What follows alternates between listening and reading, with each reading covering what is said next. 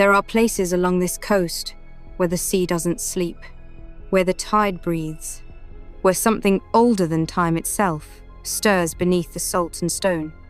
Welcome to the third entry in our descent, Episode 3, The Whispering Tide. If you've been listening, truly listening, then you know the patterns are not random. Each whisper, each shadow, each story builds upon the last, and so the circle tightens. If you hear your name in the water tonight, don't answer. Not yet.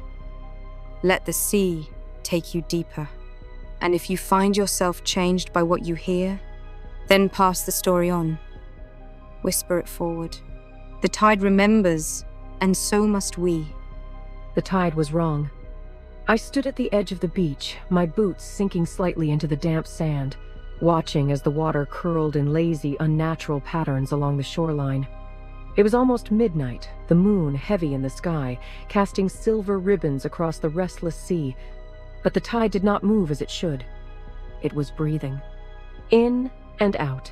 A slow, deliberate rhythm that made the water recede and advance by inches, not with the natural pull of lunar forces, but with the cadence of something alive. I wrapped my coat tighter around me. The air smelled of salt and decay, of something old and forgotten beneath the surface. Behind me, the farmhouse loomed against the cliffs, a dark shape carved into the landscape. Its windows gleamed like watchful eyes in the moonlight.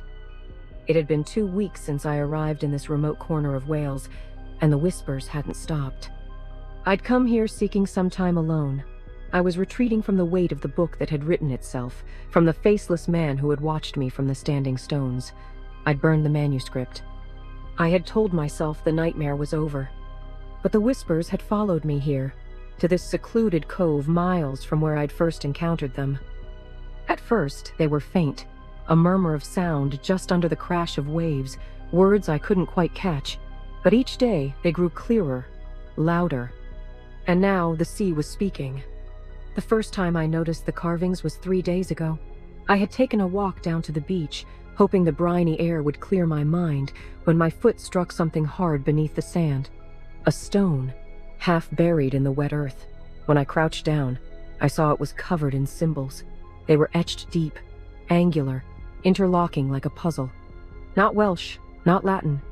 Something older. I dug my fingers into the cold sand, pulling more of the stone free. The markings ran along its entire surface, spiraling inward like a vortex. My pulse quickened. I knew this pattern. I had seen it before. The wooden carving above the farmhouse fireplace, the one with too many eyes.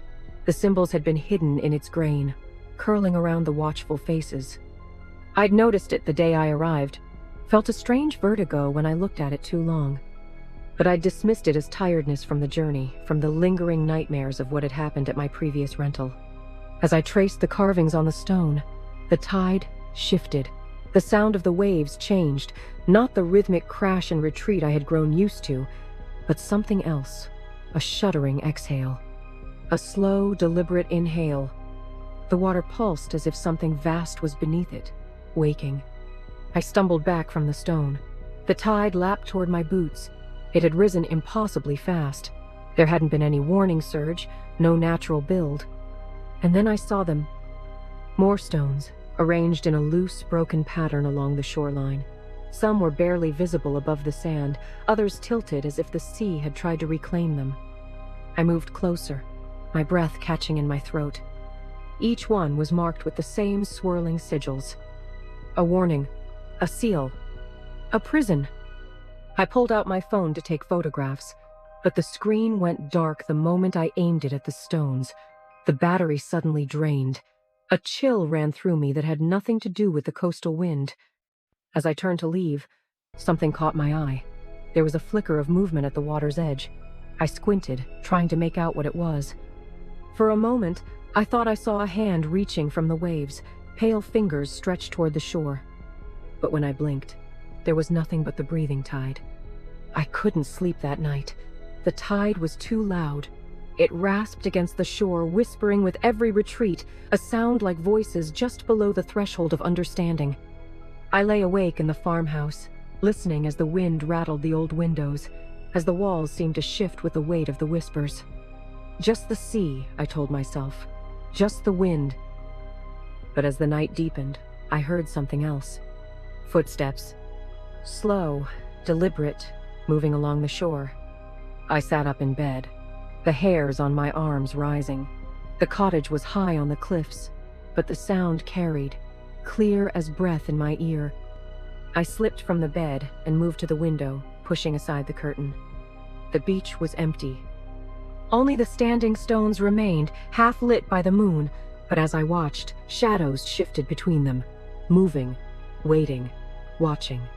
And then I saw it, a figure standing at the water's edge, tall, impossibly thin, its silhouette stretching longer than any human frame. It faced the water, motionless. I pressed closer to the glass, breath fogging the pain. It wasn't the faceless man from before. This was something different. Its limbs were wrong, too fluid in their movements as it finally turned. Though it was too distant to see clearly, I felt its gaze lock with mine. A bolt of recognition shot through me. Not that I knew this thing, but that it knew me. The figure raised a hand, beckoning. I jerked away from the window, heart hammering. When I found the courage to look again, the beach was empty. But the tide had risen higher, swallowing more of the shore. My dreams that night were filled with water. Dark, endless depths where something ancient stirred, reaching up with countless hands. I heard a voice, like the memory of sound rather than sound itself. "You were promised to us." I woke with salt crusting my lips, though I hadn't been near the sea. The next morning, I returned to the beach. The tide had drawn back, exposing more of the strange, marked stones. And something else. A dead gull, its body splayed across the sand. Its wings had been stretched unnaturally wide, the bones snapped and arranged in a precise pattern. Its eyes were missing. In their place, someone had placed 2 small stones, each marked with sigils. My stomach twisted. I turned in a slow circle, scanning the beach, the cliffs, the rolling dunes. Someone had done this. Or something. Next to the gull was a series of marks in the sand. Not footprints, but long, sinuous grooves, as if something had been dragged from the water and then back again. They led directly to the tide's edge, where water lapped hungrily against the shore. The villagers had been avoiding me. I had felt their gazes when I entered the shop, the way conversation had dipped into silence as I approached. At first, I'd thought it was the natural wariness of locals toward outsiders. Now, I suspected it was something else. They knew what was happening here, what had always happened here. I needed answers, and I knew where to start. The fisherman. I found him at the harbor, untangling nets with weathered hands. The locals called him Old Matic, though he couldn't have been more than 60. His face was deeply lined, tanned to leather by decades at sea, his eyes the same steel gray as the water he worked. He didn't look up as I approached, but I saw the slight tensing of his shoulders. He had been expecting me. "The stones on the beach," I said, voice steady despite the unease curling in my chest. "What are they?" He sighed, still not looking at me. "They hold it back, see. Been there since my Tad Key's time, they have." A chill traced my spine. "What?" "The tide." He pulled the net taut. "The old ones knew, didn't they? Marked the stones proper, set them where they should be, spoke the words." He paused. "But the sea never forgets, Carriad. Never. It never forgets a bloody thing." I swallowed. "What is it?" At that, he finally met my gaze. His eyes were pale, rimmed red with salt and age. Something that don't belong here. Not rightly. Been waiting longer than any of us have been breathing. I thought of the whispers in the tide, of the shifting shadows between the standing stones, of the voice in my dreams calling my name. "You were promised to us." "There's a figure," I said, my voice dropping to just above a whisper. "I saw it on the beach last night, watching." Maddox's hands stilled on the net. "Bach, you weren't meant to see that." His voice was rough, edged with something close to fear. "None of us are supposed to see them, see? Bad luck, that is. Terrible bad luck. Them? The Watchers, isn't it? Stand between us and what waits beneath. Always have. Since before there was a harbor, before there was a village. What are they? Spirits? Gods?" He shook his head. "Guardians. Maybe. Or prisoners themselves. I can't say. But my Tad-Q told me they were the first ones taken, and they never found rest. Never will, poor souls. A heaviness settled in my chest. Taken by what? The old man looked out over the water, where fishing boats bobbed gently in the harbor. His voice dropped lower. Every 7 years, the seal weakens, see? The tide shifts, it hungers. For what? His pale eyes slid back to me, weighted with meaning. For what was promised, Cariad? A life. A soul. He paused. The old families knew. They made sure it was fed to keep it satisfied like. I felt dizzy suddenly, the implications settling cold in my stomach. Human sacrifice. He winced at the words but didn't deny them. Look now, the last offering should have been nearly 30 years ago, but the one chosen. He exhaled sharply. They ran, see? Fled inland. And since then the tide's been creeping in. The watchers, they hold it back. But they're tired, aren't they? Getting proper warned, they are. The fisherman shook his head. You should go, Bach. Nothing good will come of staying. I wanted to. Every bone in my body was telling me to pack my things, to drive as far from this place as I could. But I knew it wouldn't matter. The whispers had followed me before. They would follow me again. It knows you, Maddox said softly, confirming my worst fear. I've seen it, haven't I? The way the water follows you along the shore. It's chosen. Why me? My voice cracked. I'm not from here. I have no connection to this place. He gave me a long, searching look. Don't you, though? What brought you here to this exact spot? Awfully funny, isn't it? I thought of the web of coincidences that had led me to this farmhouse. The rental listing I'd found late at night, the surprisingly low price, the immediate acceptance of my application. How I'd felt drawn to this particular location, this specific stretch of coastline. I'd never been to Wales before. Then I remembered the book, the manuscript that wrote itself, the faceless man at the standing stones. All stories need an author, but all authors need a story. Someone promised me, I whispered, realization dawning. Someone in my family, generations back. Maddox nodded slowly. Aye, the old debts always come due, don't they? Always. That night, the tide did not recede. I stood at the cliffs, staring down at the beach below. The water had risen high, swallowing the sand, lapping hungrily at the standing stones. The sigils on them glistened, wet and black beneath the moonlight. The sea was breathing faster now. The wind howled, and I heard its clear, undeniable this time. My name, whispered in the voice of the tide. A wave surged forward, crashing against the rocks. Something moved beneath the surface. A shifting, a darkness too vast to be a trick of the water. My breath stilled. The sea did not just take, it waited, it remembered. And it was remembering me. I pulled out the small leather-bound book I'd found in the farmhouse earlier that day, hidden beneath the floorboards in my bedroom. Its pages were brittle with age and salt, the ink faded to a rusty brown. It was a journal kept by a woman named Eleanor Marsh, my great-grandmother, though I'd never heard her name before today. Her entries were sparse, clinical, detailing a pact made in 1873. Her family, desperate and starving after 3 failed harvests, had made a bargain with those beneath the tide. Prosperity in exchange for payment every 7th year. They accept the 7th child of the 7th generation, she'd written. The sea will call them home when the time comes. My hands trembled as I turned the pages. For days I'd been having strange flashes of memory that weren't my own. Visions of this coastline from another time, recollections of a childhood I hadn't lived. Now I understood why. I'd spent the afternoon in a feverish research spiral, diving into genealogical records I'd found at the village's small library. The elderly librarian had watched me with knowing eyes as I pieced together my lineage, connecting Eleanor Marsh to my mother's family through carefully hidden marriages and name changes. I was the 7th child of the 7th generation. My mother had never spoken of 5 additional siblings before me, had never mentioned a great-grandmother who'd lived in Wales. The record showed my mother had given birth to 6 other children, all stillborn, before I survived. The librarian had merely nodded when I'd discovered this, as if confirming a long-held suspicion. They always come back, she'd whispered. The sea calls them home. Some secrets are buried deeper than others. The final pages of the journal detailed Eleanor's plan to break the pact. She'd found symbols, countermeasures, ways to bind what waited in the deep. The standing stones were part of it, a barrier, a prison. But the binding was incomplete. She'd died before finishing it.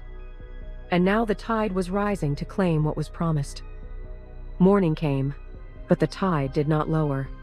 The villagers did not speak to me as I passed through town, their gazes fixed firmly on their work, their steps quicker than before. Only Mrs. Hughes, the historian, paused as I passed her shop. She met my gaze, shaking her head. "You should go, Buck," she murmured. "Do you? You should run far from here." I hesitated. "What is it? What's in the water?"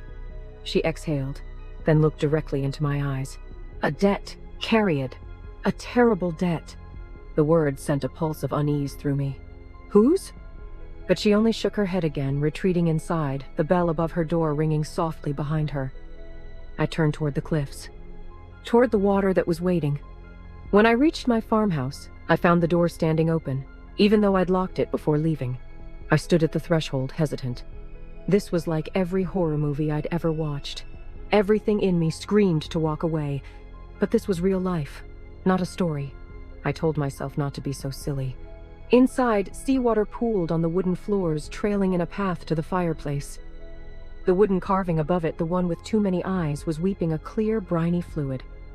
On the table lay a conch shell I'd never seen before. When I picked it up, I could hear voices inside, not the usual ocean sound, but distinct words in a language I didn't understand but somehow comprehended. "Come to the water, complete the circle, fulfill what was promised." I set the shell down with shaking hands. In Eleanor's journal, she'd mentioned a ritual of binding, a way to strengthen the prison of the standing stones, to keep the tide at bay for another century. But it required sacrifice of a different kind. Blood freely given, a life offered, but not taken. I knew what I had to do. That night I dreamed of the sea. I stood at the shoreline, the water curling around my ankles, colder than ice. The sky stretched endless above me, but there were no stars. Only a vast, open blackness. Something was rising from the deep. I wanted to run, but I couldn't. The tide had wrapped around my legs, holding me in place. The sigils on the stones glowed faintly beneath the waves. The voice came again, soft, insidious, curling around my mind like sea mist. "You were promised to us." A shape loomed beneath the surface, shifting, twisting. A silhouette with too many limbs, too many eyes. Eyes like the wooden carving, watching, unblinking. The tide pulled harder, dragging me forward. The water reached my waist, my chest, my throat. I woke gasping, tasting notes salt on my tongue. The whispers did not stop this time. They curled beneath my skin, inside my bones. The tide had risen to my doorstep, and the sea was still breathing. I spent the day preparing. First, I visited old Maddock again. He was not surprised to see me. "I need to know everything about the binding," I said without preamble. "The original ritual, how it was meant to work." He stared at me for a long moment, then nodded. From beneath his jacket, he pulled a small package wrapped in oilcloth. "Been keeping this, haven't I? Waiting for someone to ask proper like." Inside was a stone disc, small enough to fit in my palm, carved with the same sigils as the standing stones on the beach. At its center was a small depression. "Blood," he said simply. "Freely given, with intent. The binding needs a willing sacrifice, see? Not a life?" He shook his head. "Not a death, mind. An offering. Something precious." I thought of Eleanor's journal, of the incomplete ritual. What happens to the one who completes it? His eyes were somber. They become a watcher, don't they? Neither ear nor gone, standing between worlds. I swallowed hard. And if I don't? Then the tide keeps rising, see? The hunger grows. Eventually, it takes not just what was promised, but everything. God help us. Everything. I clutched the stone disc. "How much time do I have?" He looked toward the horizon, where dark clouds were gathering. "The storm comes tonight. When it breaks, Bach, the seal will fail." I nodded, tucking the disc into my pocket. "There's something else I need." As dusk approached, I made my way down to the beach. The tide was higher than I'd ever seen it, the water churning with an unnatural energy. The standing stones were almost completely submerged, only their tops visible above the frothing waves. The wind had risen to a howl, bending the trees inland, driving the sea into a frenzy. But beneath it all was that same breathing rhythm, the pulse of something vast and waiting. I clutched Eleanor's journal in one hand and Maddox's knife in the other. The ritual would need both, her words and my blood. At the water's edge, I could see them now, the Watchers. Tall, silent figures standing in a broken circle where the standing stones had been. Their forms were translucent, shifting like smoke, but their eyes were solid, reflecting the gathering storm. They had been human once. I could still see it in the echoes of their shapes, in the way they reached toward the land with longing. Each had made the same choice I now faced. The water surged around my ankles as I stood there. I hadn't stepped into the sea yet. The tide was coming for me, hungry, impatient. The sky cracked open, rain falling in sheets. Lightning split the darkness, illuminating something vast beneath the waves, a shape with too many angles, too many extensions. Not a creature, not as we understand them. Something older, something that had been here before the land rose from the sea. You were promised, the tide whispered, the water rising to my knees. I know, I said, my voice steadier than I felt. I'm here to pay the debt. The water stilled, as if listening. I pulled out the stone disc, placing it on the wet sand before me. From my pocket, I took the items I'd gathered: a lock of my hair, a drop of my blood on a piece of cloth, and a small faded photograph, the only one I had of my mother. A sacrifice, I said. Freely given. The tide withdrew slightly, cautious. I opened Eleanor's journal to the page I'd memorized, the ritual she'd begun but never completed. The words were in Welsh, a language I didn't speak, but as I began to read them, they felt natural on my tongue, as if I'd known them all my life. With each phrase, the standing stones in the water began to glow, their sigils lighting from within. The Watchers moved closer, their forms becoming more distinct, more human. I continued the incantation, feeling power build with each word. The knife felt heavy in my hand as I drew it across my palm, letting blood pool in the depression of the stone disc. Gwaed a roder in rid, I said in Welsh, wincing at my own pronunciation. Not a life taken, a bridge made, a guardian sworn. The tide surged forward suddenly, wrapping around me like a fist. Cold so intense it burned lanced through my body. I could feel it trying to pull me into the depths, to claim what had been promised. But the Watchers moved too, forming a circle around me. Their hands were ghostly, barely substantial. They linked them with mine. Their eyes, too many, watching from every angle, locked on the writhing mass beneath the waves.